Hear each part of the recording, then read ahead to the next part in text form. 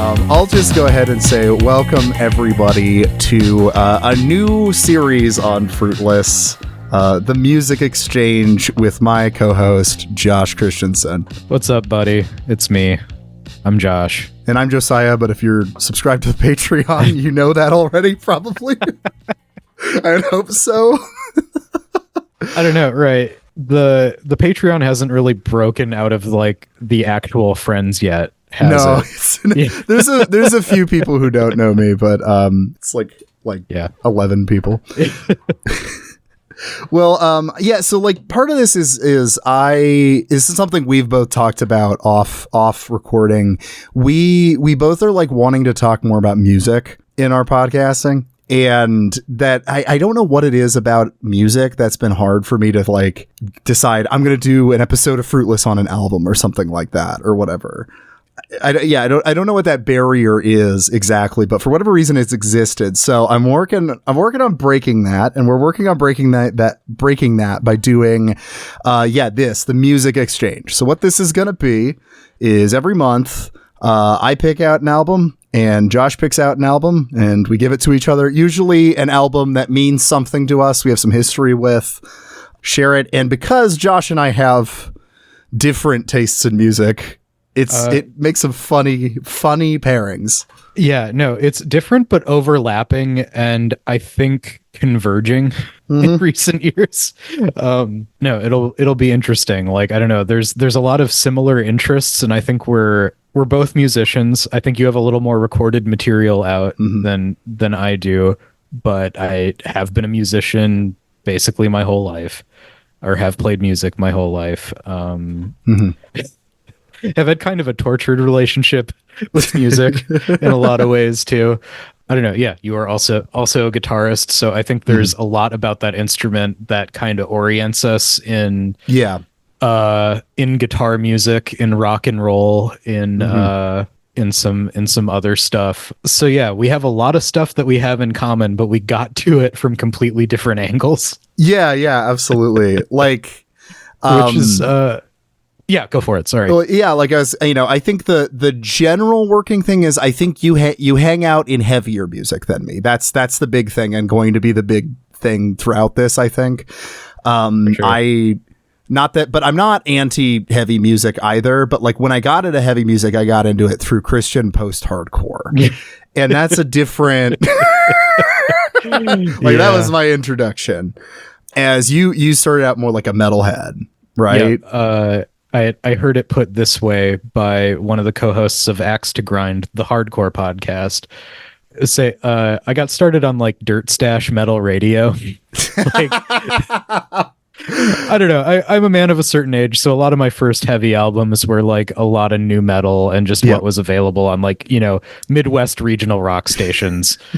Not to jump too far ahead, but Sean Bonnet from AJJ, it's interesting you wouldn't gather it. That's what he started out into also. And it was I believe it.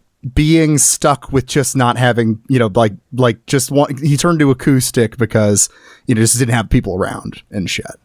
It gave him control over the whole songwriting process, which is the same thing that happened with me, as like some of the recorded stuff I have out there is acoustic and folk punk influenced.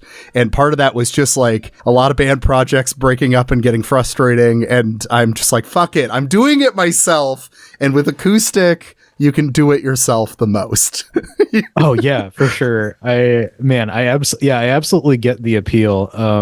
So I will start out like I am a lot more folk punk friendly than I thought I was going to be going into this. Because me and Josiah have had many conversations off mic where I'm like, I don't fucking like folk punk. I can't do it. Yep. I need distortion. If you're gonna have that energy, like I need something else. I just can't do the aesthetic. And then like, I'm like, okay, I know I'm not really gonna like the guitar work. I'm not gonna like a lot of stuff. I'm like, all right, the one thing I'm gonna like is the lyrics. And I think you'd mentioned a couple lines from this album. Yeah. And it's like, I'm like, damn, these are some good lyrics.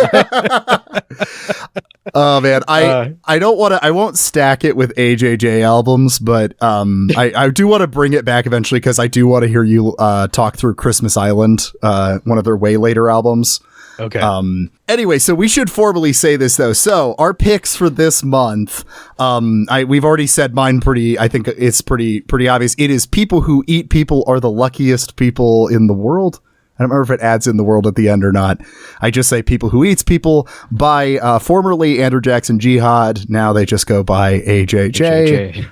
And then your pick was Magrudergrind, self-titled 2009 by Magrudergrind. Which fucking rules, I will say. But if you're not into heavy music and you're listening to this, you're not going to enjoy that record. You're jumping in the deep end there. That is a grindcore album. Yes. That is, though, in some ways, if like you're getting into some heavier stuff, but you haven't really tipped over into like, well, I don't care about melody. All I care about is speed and power chords and blast beats. If you haven't quite tipped over that, like, this is kind of a good starting point. You know what's so we're talking about interesting parallels we're gonna find between these two albums because they fit together better than you would expect is what we were hit by. One of them is speed, because one of the things that Sean like AJJ stuck out in the early days of folk punk was how fast he strums, which you can hear in this album is just like he was just really fucking fast. And it's totally different aesthetics, but there is kind of an interest in like fast playing in both of them. Speed is definitely part of the folk punk thing. Like that, there is the AJJ record is very propulsive in its own way. Yeah. Man, one thing I was thinking about is like kind of how they're similar time periods. So this one's dropping just before the 2008 financial crisis. Magrudergrind, again, the 2009 self-titled, that's just after. These are songs probably written during the financial crisis. They're a DC based, they are DC punks in a grindcore band. Yeah. I think they have a certain outlook that when you go, hey, what is this this like ear piercing caterwaul that I cannot decipher? What's this guy actually saying? And you go look it up on Lyrics Genius or whatever. And then you're like, oh man, that's a point of view. An intense one. Yeah, like intensely left wing. Although, like I think we said this off mic, but it's kind of interesting whenever the band members from Magrudergrind are interviewed and politics comes up. The interviewer will just assume they're lefties, and then at some point they're like, we're not really that." Which I'm kind of like, "What are you talking about? I see your lyrics, man." Yeah, I think this was and I think just getting into the time period a little bit, like I think it just wasn't quite as in vogue to be a political band in these political scenes. You can actually see that shift with, because I watched a lot of Sean Bonnet interviews today. You can see that evolution in him, because I think it's interesting. I think there's a left-wing perspective pretty obviously on People Who Eat People. But even in 2010, 2011, an old Punk News interview with him, he had said that when they had asked his political views, he said he doesn't really know. He's like, I think everybody has stuff to offer, but then, which sounds annoying, but then it was really funny. You see like the beginnings of his worldview, because he makes a comment like, I like the socialists and I like the libertarians when they talk about civil liberties. And I'm like, you're just going to be you're good. And of course he was a Bernie guy. And then 2016 is when he became like really political.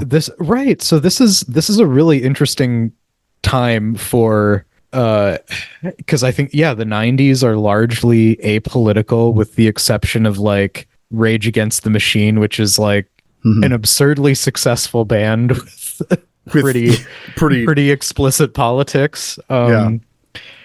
Yeah, and then like I mean that was the shift. I mean the dominant, like I mean, even if we're talking grindcore, even if we're talking heavy and extreme music, this is the scene era.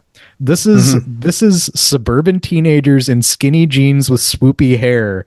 Like this was these were me. This was the era of me getting into this kind of music. It was like it was pop punk scene kids like started getting into like death metal. And they started doing this shit. And that was like kind of a that was kind of a rift in the heavy music scene. So like, man, yeah, I don't want to get like so navel gazy, but again, these are albums that meant a lot to us and came out in a certain time period. This is the most self-indulgent thing we're doing right here. This is for nobody. We are doing a grindcore record paired with a folk punk record. This is for nobody but you and me. This was a preview for a Patreon-only episode. So check out the show notes if you want to hear more.